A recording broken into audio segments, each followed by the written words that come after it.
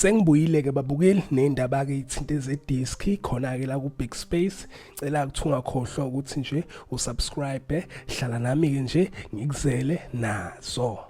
Bafowethu ngiphethekela indaba ezahlukahlukene, indaba ke nje ishisayo itrendayo. Ngizoqala ngalo ke lapha udaba naMofokeng. So lana ke bafowethu kunodaba ke oluvezwe iDisk Times ngaye ke lapha uRiele Mofokeng, umdlali ke wayeOrlando Pirates.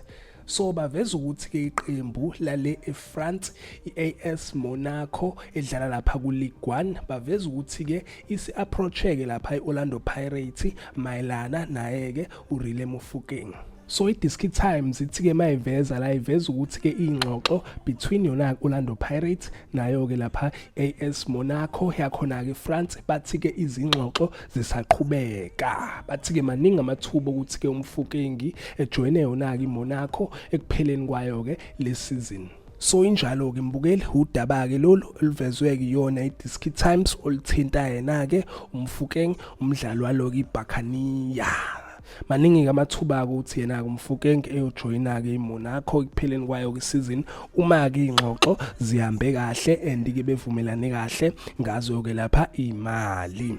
Ngiyobuya ke mbukeli nama updates ngitshela ukuthi ikhiphani ngodaba lakhe kuMofokeng, kodwa ke le ngicabanga ukuthi ngaba ideal rights cause ke ileague yase France yona ke lapha eLigue 1 kudlala ke nje amaqembu amakhulu esinokwabona ka nokudlala lapha kuUEFA Champions League oPSG okungamaqembu impela ka computer esigabeni esiphezulu ke kwezebhola lomhlaba. So kuya kwakhe uMofokeng khona ke lapha eFrance kungamsiza kakhulu, ngamenza ukuthi ke amanye kamaqembu amakhulu akhona lapha eEurope ukuthi ke mbone. And kanti ke futhi nalo ke iqembu iAS Monaco iqembu ke elikhulu la khona ke lapha eFrance.